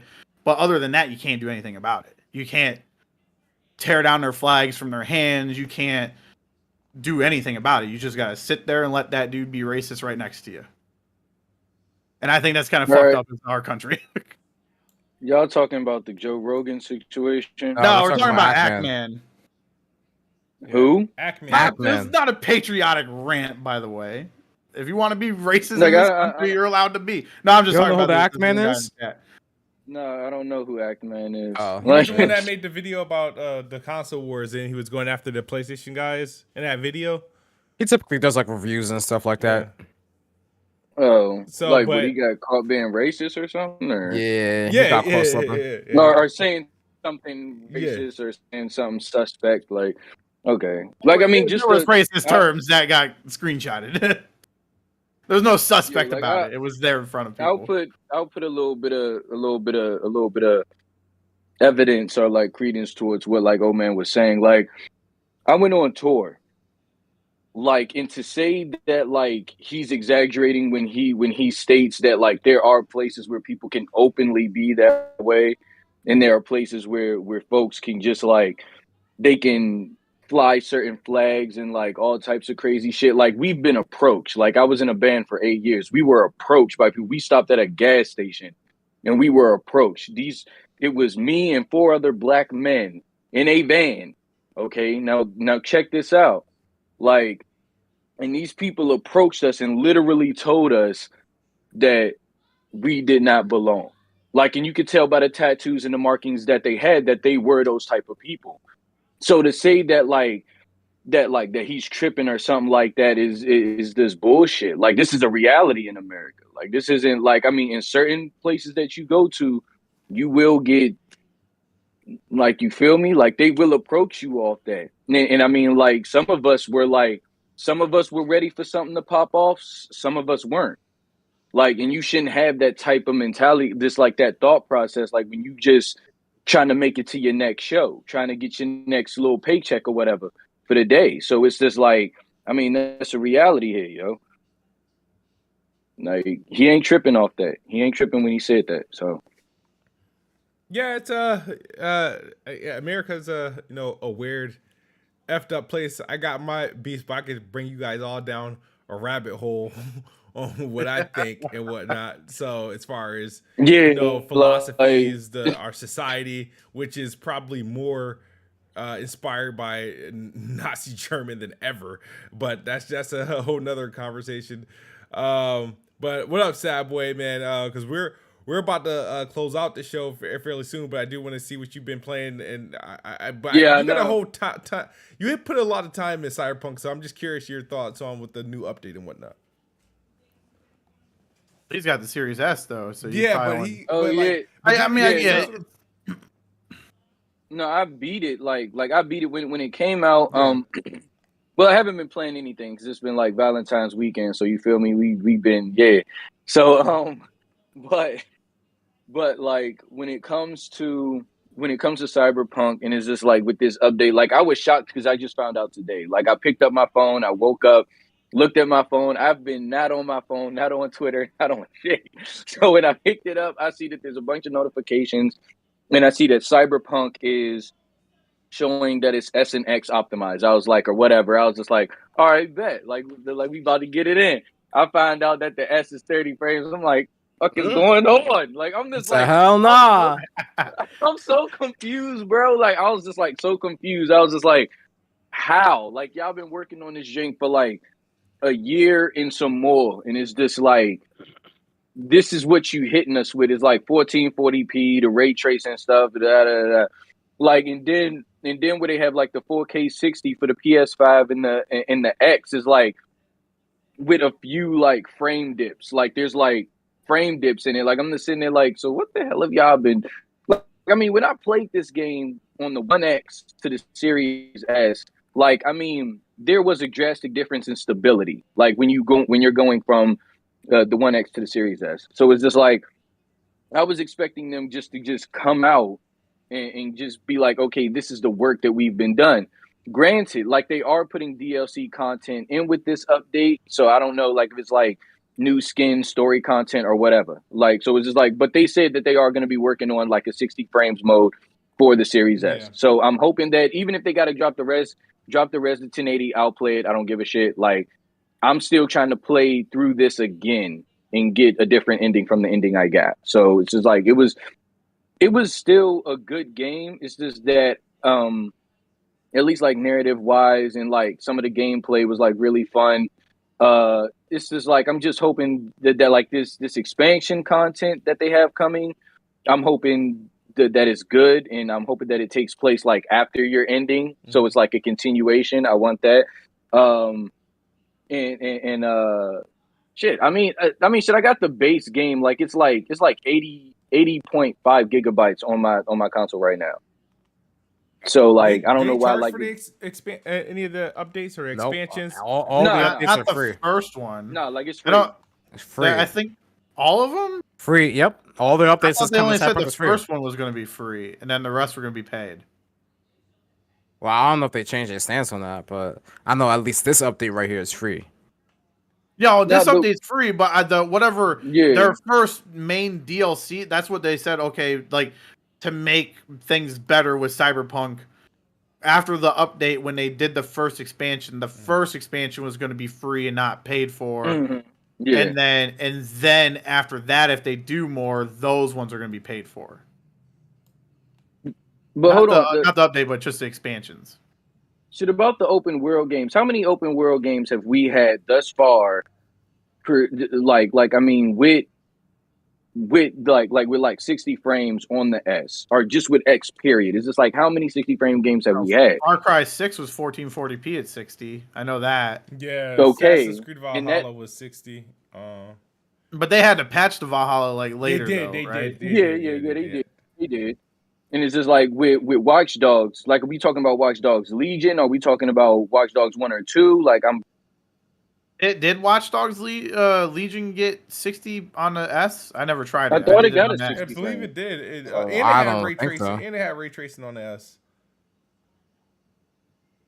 So that's what I'm saying. It's like it's really like not an excuse. Like they just gotta get the optimization up. Like Actually, that's it. Like it's Ubisoft not. Depends on the game and the engine though. Immortal Some Phoenix games Rising, are weird. Like all. I mean, you got a point. Like I know like the engine can be like taxing for certain games, but it's just like It all depends on the engine. Sometimes. Yeah, we're comparing these games. It's like, all right, we're comparing like Watch Dogs, or we're comparing Assassin's Creed, or we're comparing like what was the other game? Metro Exodus that had the 60 frames and it had like its ray tracing thing, or even Resident Evil Village, and it's like, well, that was like 40 frames or whatever with ray tracing, but still, shit, it had a 60 frames mode if I recall, like, or like the base was like 60 frames, but I mean. Like, I just think that it can be done. Even if you have to sacrifice resolution, I feel like I saw, like, many people's replies to the statement or to the post. It was just like, yo, just drop it 1080, 60, let's go. Like, people just really want that 60. Like, they not really worried about that resolution game right now. Like, they not. So, I just want the 60. Give me my damn 60. I feel like the Series S right now is just kind of like an afterthought for a lot of people when it comes to them developing and really making yes. I mean, look at the way that you're talking about Assassin's Creed late patch, Dying Light, it's going to be a late patch. This game that we're talking about now, it's going to be a late patch. You know, like, some games that got FPS boost didn't even hit the Series X. Like Dying Light 1 does Shadow not have Warrior an 2 FPS does not have it boost on either. Series S. Shadow Warrior 2 did not get the FPS boost on Series S. Yeah, that's like I said, afterthought. It's an afterthought, man. And it sucks because that's the one that's selling a ton right now. That's because of yields. Because there's more Series S's available than Series X's. They can pump them out. Like it's easy to manufacture. Yeah, right. So there shouldn't be any. I mean, I feel like Xbox needs to lay into some of these like devs and publishers and being like, "Yo, you can't be giving us have like one of the systems is good and the other one's mid. You know what I'm saying? You gotta treat them both the same. Seeing that they're both next gen, we dropped both of these consoles at the same time.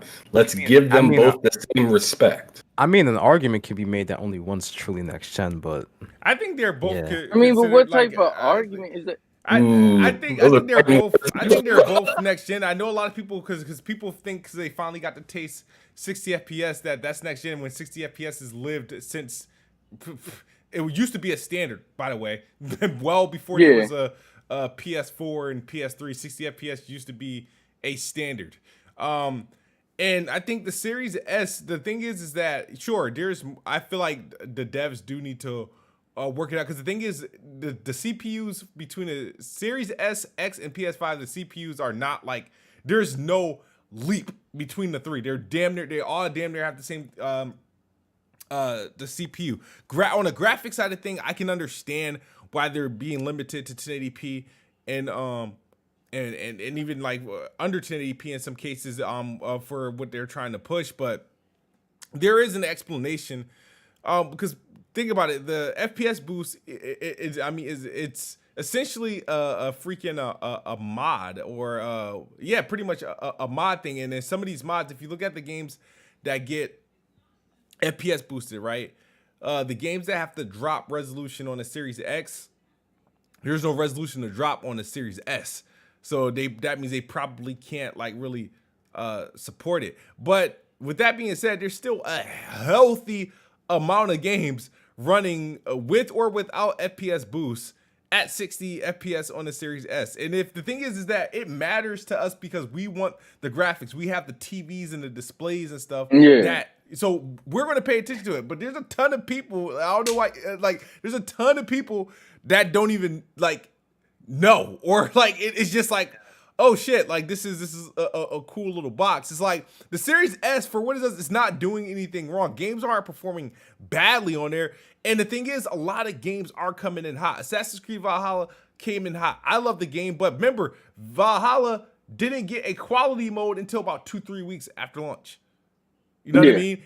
When the Series S got its performance mode, the Series X got its quality mode, and the PS5 got its quality mode. I don't know. Nobody was asking for a 30 FPS 4K mode, but they got it. So like, I don't want to. And shout outs to the people at IO Interactive who did the Marvel's Guardians of the Galaxy game, right? Where they just went ahead and unlocked the FPS. It's just that a lot of these games, what's going on now is the cross-gen games. Because what's happening, even though some games are saying it's optimized for Series X and S, technically it's not. These games are still, a lot of these games are still running in their gen. They're pretty much built off that Gen 8 GCN pretty much. And when you put the Series S is what? If you're putting the Series S in GCN mode, that's 4 teraflops. That's a PS4 Pro.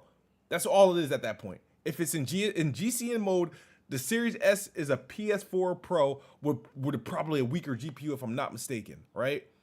Whereas in the Xbox Series X is an Xbox One X with more it's essentially Xbox One X that's gonna run an Xbox One X game at 60 FPS.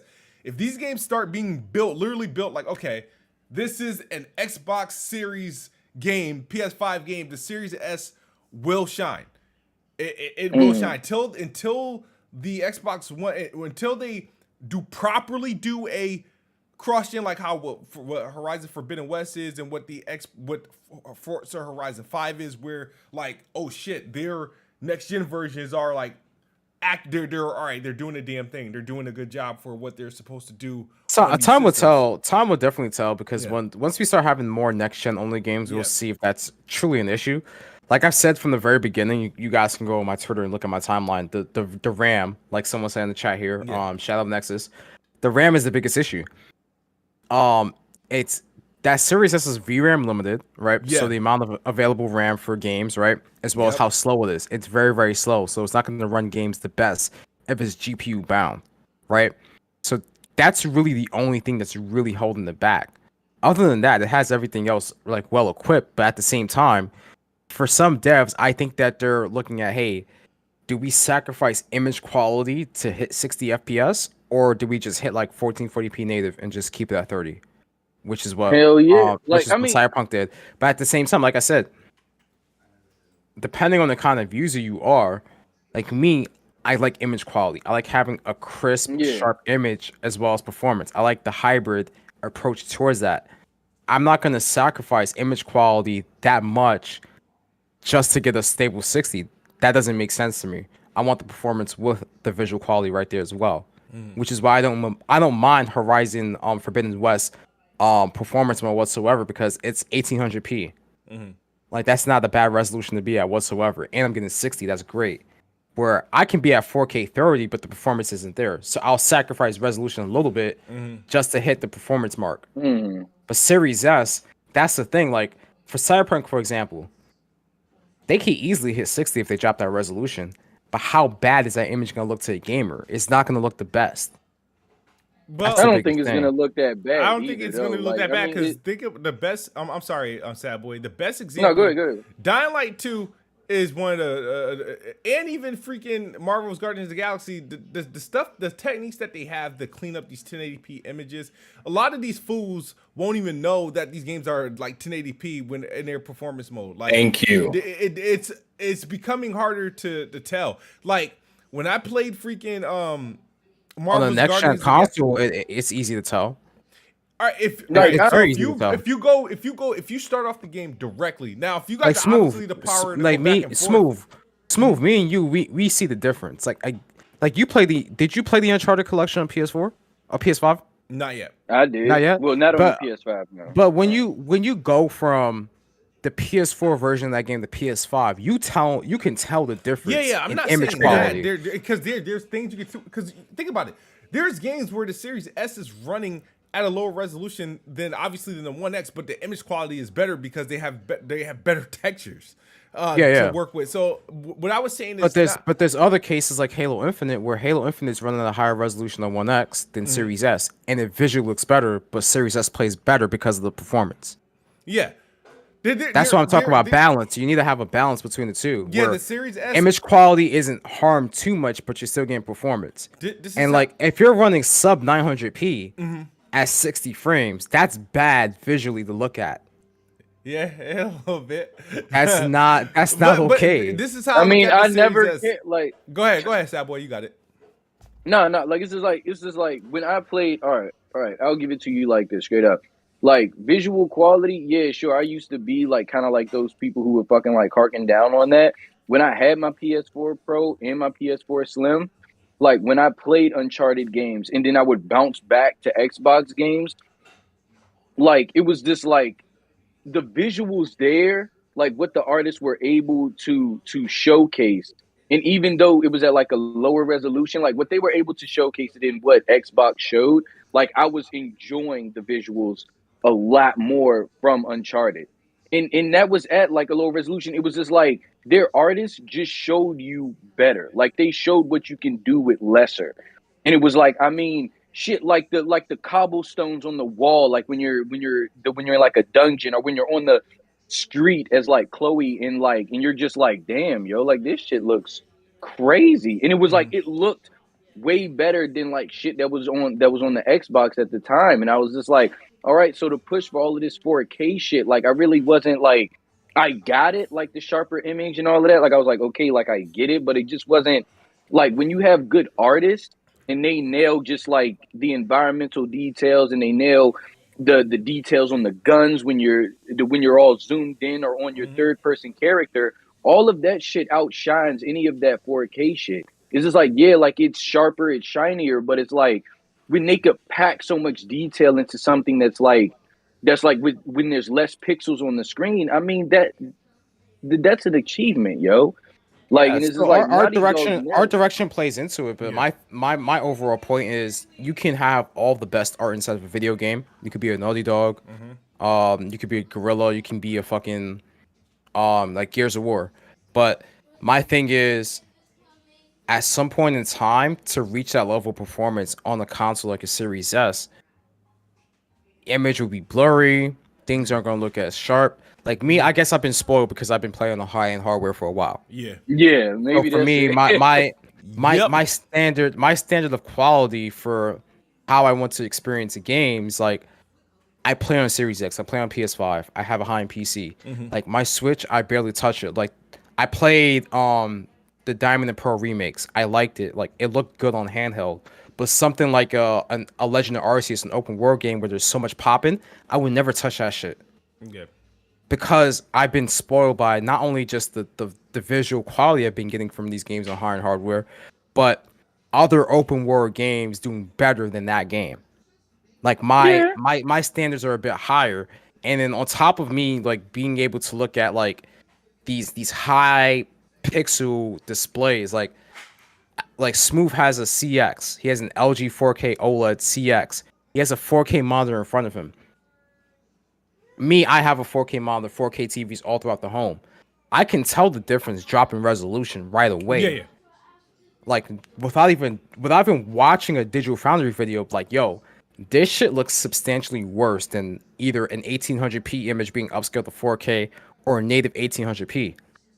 Like I'm like, hey, I just don't like that experience. I don't think I will ever go back to 1080p. The lowest I'll go is 1440p. That's it. Yeah. Like But y'all know, like Series like, S is hard. It's hard for some devs. They have to do that trade-off. y'all know the little there's a thing in your options on your Xbox where you can change the resolution and the frame rate or whatever. Yeah.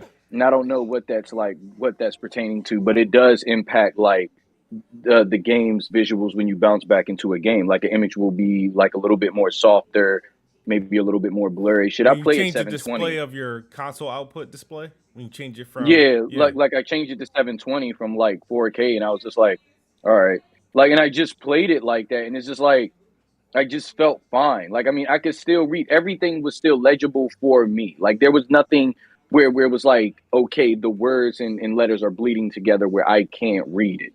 Like it was still just all very much legible, and it was at like 60 frames, and it just like it made certain games, like the images being softer with an older game, like it made the shit look better. Like it wasn't like when it's like an older game and you up-res it to 4K and like you're looking at it and like you're seeing kind of like scan lines and all types of weird shit, or there's like a breakup in the environmental like foliage or like rocks and shit you could see in between them, like pass into like inside the game, like the code. Yeah. Like you could see that. Like it's just like, I don't know, like that softer image for me is just more my thing. And when you're dealing with CRTs, it's just like it's a more condensed image as well. So like a person was playing God of War 2018 on a CRT, and it was like condensed, like where it was like a lot of things popped a lot more. Like weirdly, it was like condensed as hell, and I was just like, I never noticed that. So like, I mean, like I don't know, maybe I just dig the softer image. Maybe that's me. Like the rounded corners of the Xbox UI that everybody hated and shit. Like I loved it. Like I'll tell you what, Sad Boy Blue. I'll tell you what. Personally, for me, now this might be a little bit against what Jay was saying, but fuck, if we all agree, that'd be boring, right? Yeah. I would personally take a mastered 1080p game over a fumbling 4K game any day. Any day. Just because it's smooth, it's easy just to, everything's rendering properly. It just feels better to me. And I mean, you can attest to it when you go back and play some of these backwards compatible games. Like, some of those games ran at 4K, but they were ass. Yeah, like they look weird. Dropped it down, it looked great. Yeah, that's just my piece. No, that's a good take. Shout out to Epic Troy for the $2 super chat. He says 1080p 60 isn't the way, my guy. I don't know, man. Hey, should a lot of people and my thing is with that, like these consoles are incredibly capable. When you look at the PC market right now and how expensive it is and how hard it is to get hardware, to get a Series X and get a PS5 at $399 for the discless version of the PS5, but $499 for consoles that can hit either 4K natively or near 4K at 60 frames per second is very valuable. And when you have access to that level of fidelity and that level of performance from these systems, you get a little spoiled. And my thing is like, hey, even if they're not hitting native 4K, they're hitting near 4K at a pretty much locked 60 frames for a lot of these games. And even a game like Cyberpunk that just got the next gen patch, even if it dips in little sections here and there, for the most part, it's very, very smooth. And if you have a display that has like FreeSync Premium Pro, which both Xbox Series X and PS5 support, or VRR that the Xbox support, it's smooth. Your monitor is gonna help you adjust to those frame rate drops, so where you would even notice that, period, unless you're watching a Digital Foundry video, right?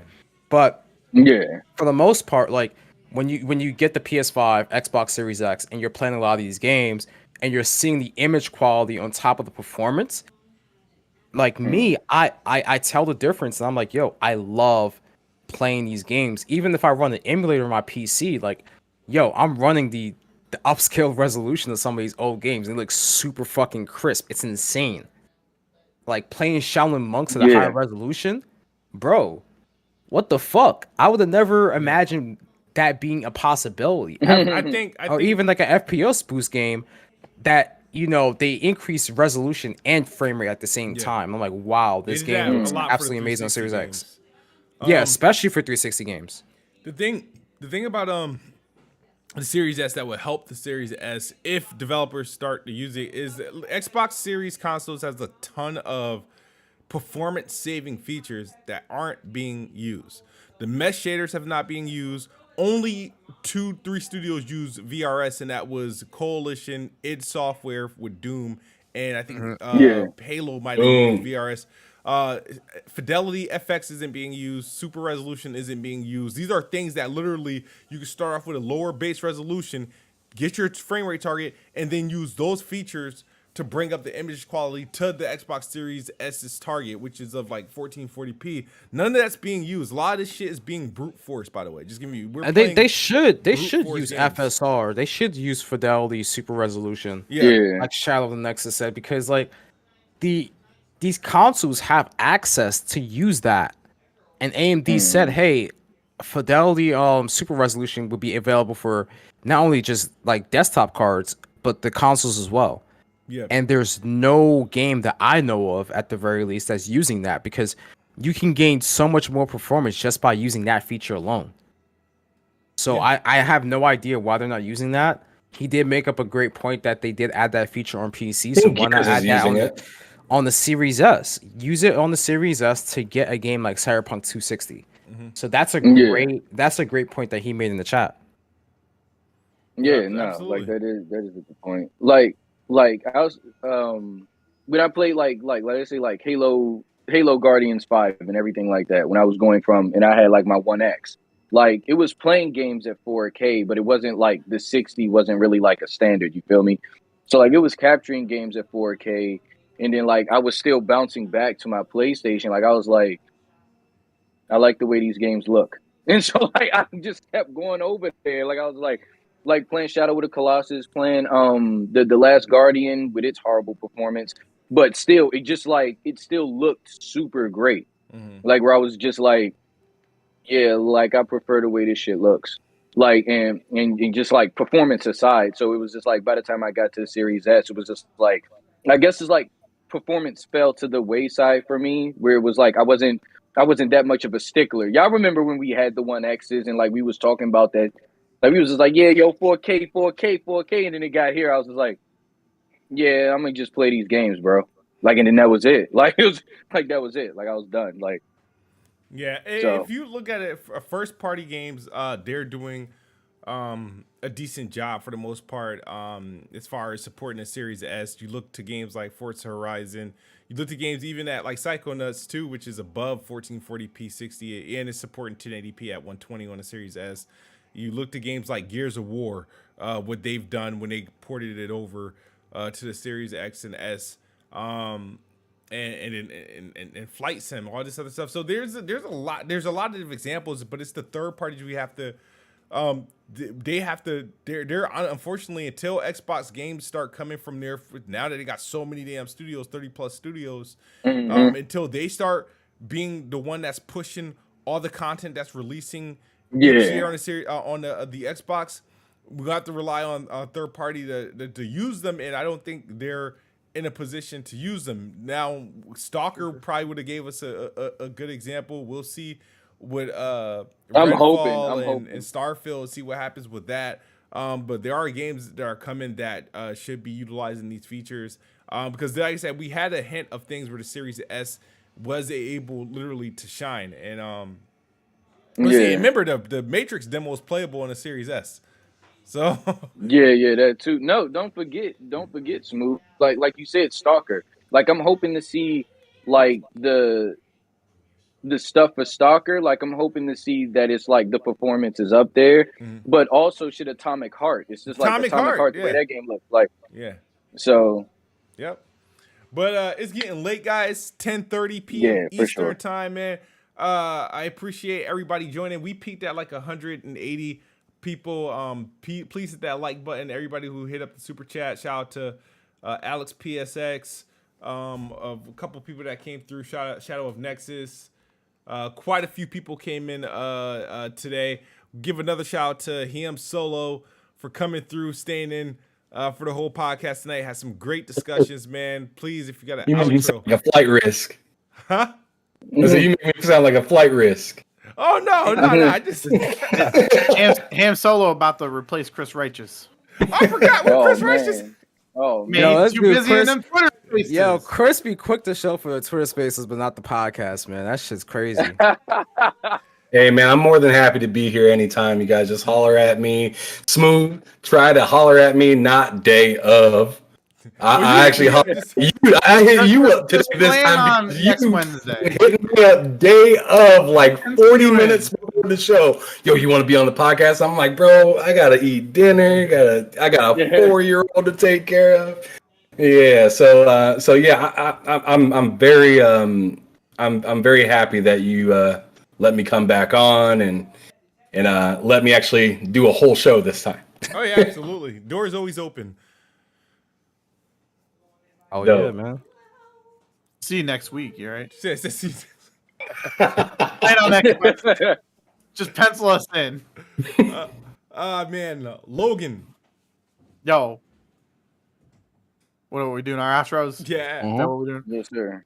Yo, shout out to everybody that's here. Shout out to Ham Solo for coming in. Happy to be here for the full show in the past 2 weeks. So I know that's why I'm. Did I say Ham Solo? Sorry, my bad. Why is it so hard to say my name? It's not you. It's just you too. It's been a mass amount of people that will say or I don't know. Or I thought it was it's the two M's that throws me off. Yeah. Right? Isn't there 2 M's in it? No, it's one. Is it? Oh shit! I don't know. I'm messing up. I'm sorry. I apologize. But no, good. Thanks for everybody chatting, liking the podcast, stuff like that. And I'm just happy to be here, and we'll see you guys next week. Awesome. Shout out to Bless Red. I see him. 84 Neilbone. Shout out to them. I haven't heard of 84 Neilbone in a while. I haven't heard from you, buddy. Just want to say, Alex really hates the Cyberpunk, man. He really man, doesn't like it. Really fucking hurt this man. It's okay, man. You got your refund. About it. He's still talking about Cyberpunk. He's still talking about Cyberpunk. Yeah. He said, got your money. Bless you defending Cyberpunk. God damn. What did this game do to you, man? Dopest J, man. What's up? Yo, make sure you guys drop a like on the stream. Subscribe to the channel if you have not subscribed to the channel. You can catch us every Wednesday, PlanetXbox. You guys can also catch me on Twitter, Twitch, YouTube, Dopest J. And yeah, good gaming out for you guys out there. We got Horizon coming out Friday. It's crazy because I'm not even gonna be able to play that game because I'm gonna be in North Carolina. So yeah, enjoy my weekend, and I'll pick it back up, stream that game, record some gameplay, and I'm really looking forward to that experience. Yeah, I might have to hook the PS5 up to the LG for that. So yeah, definitely do that for sure. And you guys have a good night. Yep, sad boy. Yo, my apologies for being late. Like, you know what I'm saying? Like, it's getting busy out here. Shout out to him Solo for coming through, man. Big respect. Glad you're here. I guess you're replacing Chris, so I don't know where Chris is at. Like so. Everybody tweet out Chris say he's been replaced. Oh, bro. Y'all can find me on Twitter. Y'all can find me on Twitter at Lil Sad Boy Blue, spelled the same way. Like, if you want to talk games or some shit, just shoot me shit. Like, I'm down. And it's good to be here. Please hit the like, share this out. Like, we're good dudes. Share it out, yo. Like, we're gamers. Yeah, I forgot to do my motherfucking outro. Yeah. God damn it. I'm sitting here just like, thanks, everybody. Thank you. I appreciate it. Thank you. Thank you. But anyways, yeah, motherfuckers, hit that like button real quick. I see 73 likes and 120 people watching. What's up with that? Hit that fucking button, y'all. But anyways, you can find me on Twitter at HamSolo05Gaming. And then if you want to check me out on YouTube, I do a little show called Behind Them Sticks. I need to get some more of these fools on here. I've had a Kid Smooth on a show, and that show I just talk and really get to know the gamer. I've had all different types of people from Salty, Randall Thor, Woolly Gamer. I mean, I've had a lot of different types of people on. I'm not just about one console. I'm about gaming. So holler at me if you want to be on the show. Holler at your boy, Kid Smooth. And definitely stay tuned for another episode of PlanetXbox. I had to look for that shit for a moment. My bad. I was like, where the fuck am I? Almost forgot what show he's on. Oh man, but and we was about to make this man a full-time guest. Come on. Oh man, fuck out of here. Bring me back, Chris. He wouldn't have forgot the name. Addict is probably but Addict, shout out to Addict. He's probably asleep or he's with Grace. But shout out to Addict for coming through. To everyone on Twitter, you know, they brought me through the ringer, but I survived. I've survived 2 cancel attempts over the week. So, oh man, but man, appreciate him Solo05, Dopest J, Ole Man Logan, Sad Boy Blue. We will see you guys next week. As always, Xbox is the best box. I am the best spot. Good night or good morning if you're on the other side of the globe. We are out of here. Peace. Peace. Peace.